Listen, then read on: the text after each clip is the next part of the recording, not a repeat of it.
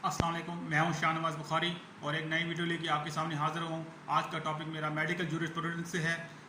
एक अहम सवाल जो मुख्तलिफ इम्तहानात में पूछा जाता है और मुख्तलिफ क्रिमिनल अदालतों में इसका अमल वकूफ़ पज़ीर में आता है। कब्र कुशाई क्यों ज़रूरत पेश आती है और कब ज़रूरत पेश आती है। यहाँ पे एक चीज़ देख लें। सबसे पहले, जब अदालतों को ये पता नहीं लगता कि मारने वाला कौन है और किस चीज़ से उसको मारा गया है, मिसाल के तौर पे अगर जहर दे के मारा गया है या उसको किसी ऐसे आले से मारा कि सांस दम घुटने से उसकी मौत वाक़ई हुई है, किस चीज़ से उसकी मौत वाक़ई हुई है, और उजलत में उसकी कब्र अचानक किसी भी जगह वीरान जगह में उसको दफना देते हैं या किसी ऐसी जगह जहाँ उसका नामो निशान भी उसको मिट जाता है।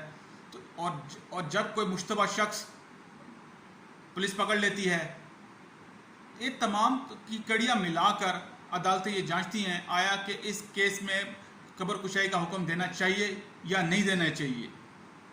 ये है आज का हमारा सवाल।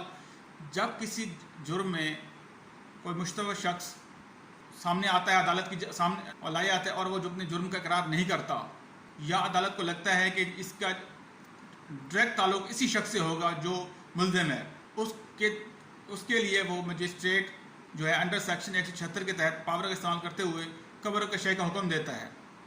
अगर पुलिस की जानिब अगर बात करूं तो अगर पुलिस को लगता है कोई गैर कानूनी तौर पर किसी शख्स को मारा गया है और उसकी लाश बरामद हुई है किसी जगह से, वो तो पुलिस अंडर सेक्शन 164 के तहत उसकी जानिब कार्रवाई कर सकती है। लाश को बाहर निकाल के और दूसरी लवाजमात उसको तकसीम करके मुकम्मल तौर पर उसको दफना सकती है दोबारा से।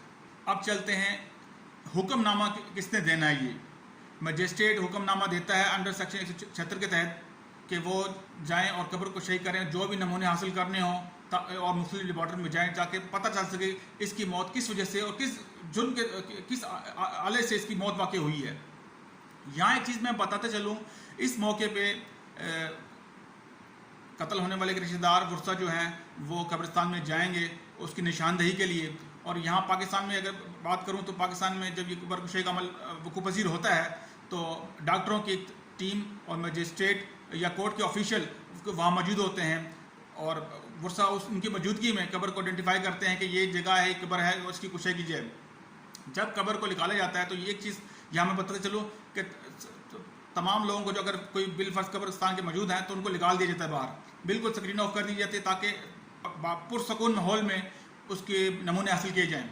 उसके नमूने मुख्तलिफ किस्म के भी हो सकते हैं, इंजेक्शन लेके उसके DNA टेस्ट वगैरह भी ले जा सकते हैं उसके, या अगर ज़रूरत पेश आती है, अगर कोई मचीदा केस है तो उस लाश को पोस्टमार्टम के लिए भिजवाया जा सकता है, बशर्तिया इस मजिस्ट्रेट इसको समझे कि ये वाकई दुरुस्त है अमल, ताकि हम इसकी मज़ीद जानकारी करके असली मुजरम तक पहुँच सकते हैं ताकि क्या जराइम की बेयकीनी की जा सके।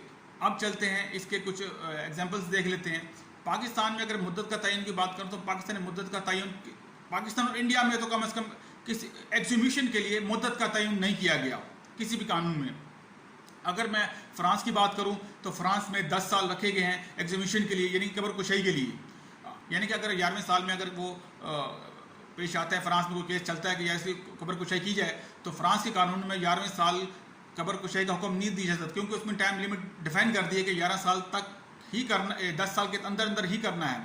जबकि इसके बरक्स बरतानिया में एक्सह्यूमेशन की जो मुद्दत का तयन है वो 30 साल है। यानी कि कोई शख्स अगर आज की डेट मारा है वो आइंदा 30 साल के बाद के दौरान 30 साल के दौरान वो उसकी कब्र कुशाई की जा सकती है ताकि पता चल सके इसको किस आले से मारा गया है।